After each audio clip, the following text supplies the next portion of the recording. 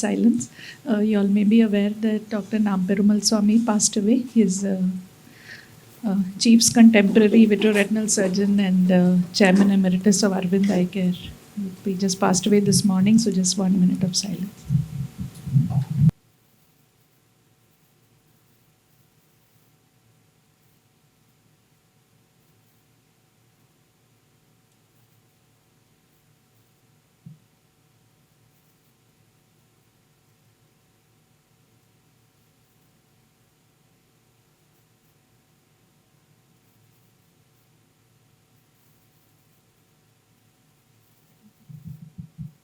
Thank you.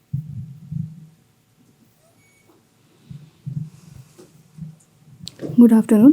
I'm Dr. Poulami and today I'll be presenting a journal. The topic is glucagon-like peptide 1 receptor agonist and risk of neovascular ARMD. Moderator is Dr. PDS sir. This study was conducted by Ruth Schur and colleagues in the Department of Ophthalmology and Vision Sciences, University of Toronto. We'll start with the basics, which is the pathophysiology of diabetes mellitus, which may include any one or combinations of these mechanisms, which I'll illustrate in the following diagram. To start with, there is a decrease in insulin secretion from the beta cells of islets of Langerhans, which leads to increase in glucose output from the liver by gluconeogenesis and glycogenolysis.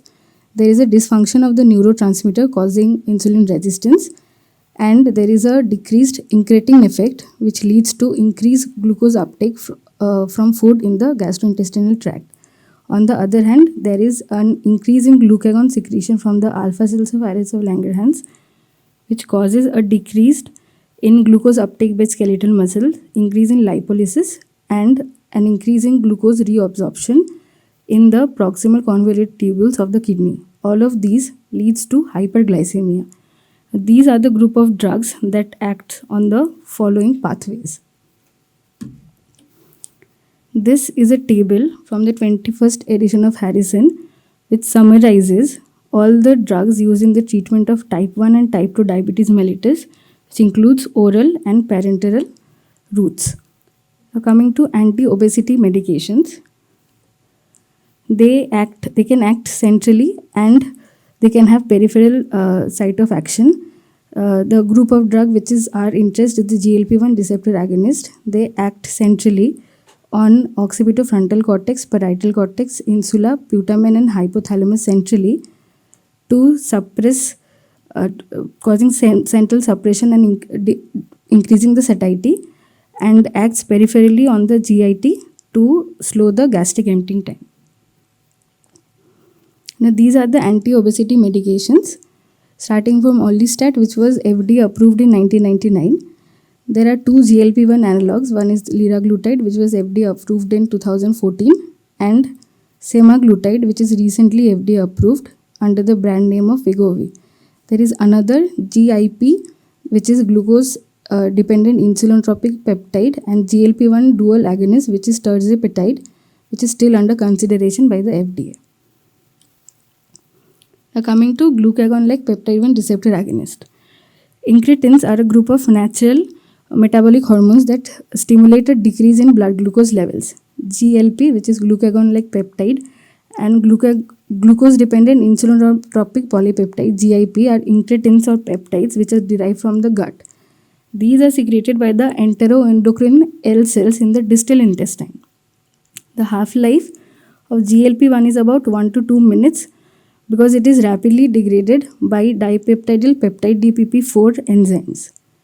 GLP-1 receptor agonist enhances insulin secretion, inhibits glucagon release, delays the gastric emptying, and reduces food intake through central appetite suppression. They also decrease pancreatic beta cell apoptosis and promote their proliferation. This is a picture which demonstrates what I just said. That is the release of incretin, which is GLP-1 and GIP-1, which acts on the pancreas, causing increase in release of insulin, which causes increased glucose uptake, and decrease in glucagon release, which causes decrease in glucose production, causing a decrease in blood glucose level and further reduction in HbA1c levels.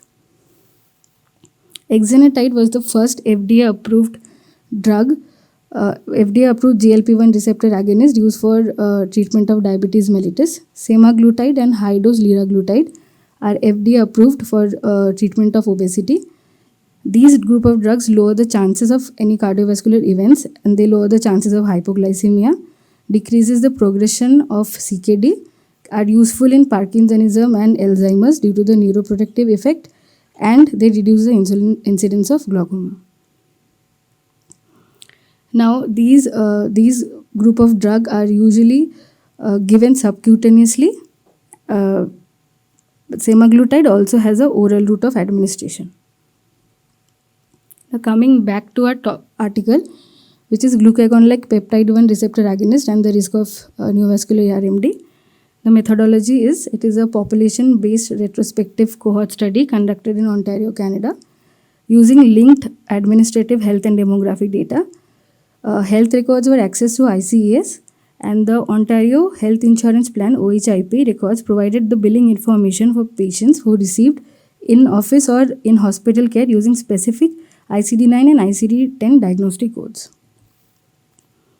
The study population, patients were followed up from January 1, 2020 to November 30, 2023 using specific ICD-9 and ICD-10 codes from the OHIP database. Patients aged more than 66 years having a history of diabetes who could be followed for at least 12 months following the diagnosis of diabetes were included in the study. Patients who could be followed for less than 12 months and who had neovascular AMD before or at the time of diagnosis of diabetes were excluded.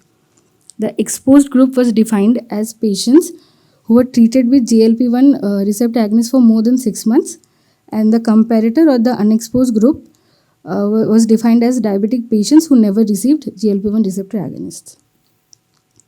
The propensity score matching process was done based on these 10 criteria.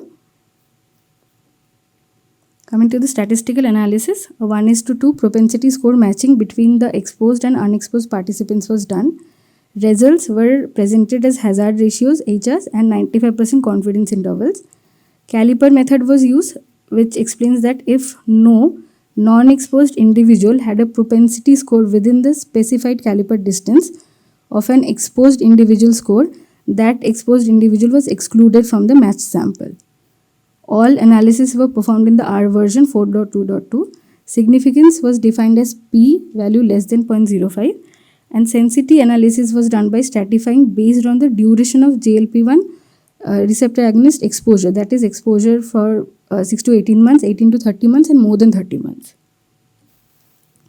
So coming to the results, this table shows that the mean age of the patients were 66.3 years, 46.6% of the patients were women, and the mean duration of diabetes was 6.22 years. A total of 10,69,140 patients were eligible from January 1, 2020 to November 30, 2023. After 1:2 propensity score matching, a cohort of 1,39,002 patients were created, which included 46,334 exposed patients, and the rest 92,668 were unexposed patients. Mean follow-up times were 2.4 years in the exposed group and 2.5 years in the unexposed group, and the predominant drug was semaglutide followed by lixisenatide. This table shows that a total of 93 patients out of 46,334 patients had neovascular AMD in comparison to 88 patients in the unexposed group who had neovascular AMD. Of the 46,334 individuals, 93 patients, which is 0.2%, were newly diagnosed in the exposed group, in contrast to 0.1% in the non-exposed group. Beyond GLP-RA1 use, increased age and having a history of cerebrovascular accident were also associated with a substantially increased risk. Sensitivity analysis subgroup the exposed group based on the duration of exposure, which showed that longer the duration of exposure, higher was the risk of NMD. Now, this shows that exposure to GLP-RA1, increasing age and risk and a history of cerebrovascular accident is significantly associated with risk of developing neovascular AMD.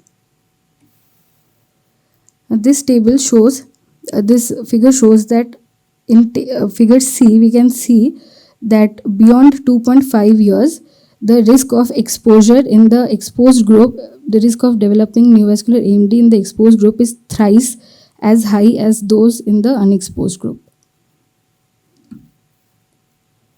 Coming to discussions, GLP-1 RA exposure for at least 6 months in patients with diabetes was associated with a more than twofold higher risk of new onset neovascular AMD. Risk was highest among those with longest exposure. Advanced age or a history of CVA was substantially increased the risk of developing neovascular AMD.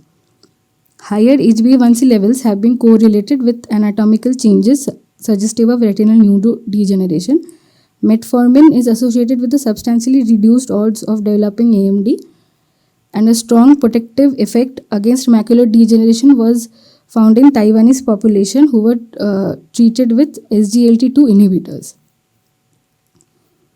Insulin resistance at the level of retina is known to play an important role in the pathophysiology of AMD. Given that GLP-1 receptor agonists can effectively and consistently reduce the insulin resistance, these were anticipated to reduce the risk of neovascular AMD. However, this analysis reveals quite the opposite. This can be explained by the fact that GLP-1 receptor agonist caused a rapid systemic reduction in glucose level, including the retina, which may induce a temporary hypoxic state. However, this observation did not fully account for the increasing risk of NAMD with prolonged exposure. As with prolonged exposure, systemic and ocular glucose level tends to stabilize, thus relieving the acute hypoxic state. Shore and colleagues hypothesized that retina contains receptors for GLP-1, and GLP-RAs are known to increase the levels of chemokine CXCL12, which promotes angiogenesis and boosts VEGF expression. This hypoxia-induced CXCL2 expression in the RPE cells may be a pivotal initiator for CNVM. In contrast, other hypoglycemic drugs such as SGLT2 receptor inhibitors reduces VEGF level, which has an opposite effect on angiogenesis as compared to GLP-1. This is a sustained 6 trials which was done to assess semaglutide and the cardiovascular outcomes in patients with type 2 diabetes. They found that semaglutide treated patients had a significant lower risk of death from cardiovascular causes. However, they found that subcutaneous semaglutide was associated with a higher risk of diabetic retinopathy complications. Complications such as vitreous hemorrhage, blindness, and need for treatment with an intravitreal agent or a photocoagulation. An association with rapid glucose lowering and worsening of retinopathy was said. Pioneer 6 study was done to assess oral semaglutide and the cardiovascular outcomes in patients with type 2 diabetes. Again, they found that there is an absence of excess cardiovascular risk as compared to placebo with oral semaglutide. They also found that there was no apparent imbalance between the treatment, which are the patients receiving oral semaglutide, and the placebo groups in adverse event reporting of diabetic retinopathy. Almost all the cases were non-proliferative and did not result in additional treatment during the trial. What they did different in this was they excluded patients with proliferative retinopathy or maculopathy from the trial group. This is another study conducted by Hathaway et al. They assessed the risk of NAION patients prescribed semaglutide. This is a retrospective matched cohort study of 16,827 patients, and they identified a substantially higher risk of NAION participants who were exposed to semaglutide. Expression of GLP-1 receptors in the human optic nerve and GLP-1 RA induced enhanced sympathetic nervous system activity might influence the optic nerve head perfusion and potentially increasing the risk of NAION. The limitations of the study was that they did not stratify by the type of GLP-1 receptor prescribed. They did not account for the dosage, the route of administration, or the frequency of administration of the drugs, and smoking and sun exposure were unaccounted for, hence the possibility of residual confounding. Coming to the conclusion, this population-based match cohort study of patients with diabetes revealed that those exposed to GLP-1 RAs had a low but substantially higher risk of being diagnosed with neovascular NAMD than the unexposed patients. Longer the duration of exposure, higher the risk of NAMD, and a hypoxia-dependent mechanism of neovascular AMD, diabetic retinopathy, and NAION exacerbation was given. Further research is needed to determine if there is actually a true cause-effect relationship in this association. This is a invited commentary which was published online on June 5th. Concern for ocular adverse effect was raised in early clinical trials when it was noted that GLP-1 receptor agonists seemed to worsen the diabetic retinal disease. This seemed counterintuitive since nearly all the other diabetic endpoints improved with these medications. Effect of a disproportionate number of patients experiencing DRD paradoxical worsening after rapid blood glucose level, which was an effect that was not expected to occur in the placebo group. These are some unanswered questions, like which patients were more at risk, whether there were presence of patients within the cohort that had non-neovascular ARMD. Is this adverse effect only found in patients with diabetes, or can also be seen in patients for which the drugs were prescribed for other indications such as anti-obesity medication? And whether other members of the GLP-RA family offer similar systemic benefits while potentially being less susceptible to adverse events. This is one article which is glucagon-like peptide-1 receptor agonist impact on chronic ocular disease, including ARMD, which was done by Allen and colleague, and it was published online on January 23 in AAO. This study states that GLP-RAs were associated with a reduced risk of non-exudative AMD in an at-risk population when compared with several other diabetes and lipid-lowering medications. It was also indicated that GLP-1 RAs reduces the risk of exudative AMD and primary open-angle glaucoma, and the protective effect was seen most strongly when it was compared with the insulin cohort. And GLP-RAs reduces the glial activation and improves retinal ganglion cell survival. Through this immunomodulation and mitigation of inflammatory response, it was possible that GLP-RAs protected against the RPE damage and slow extracellular drusen deposition. Thank you.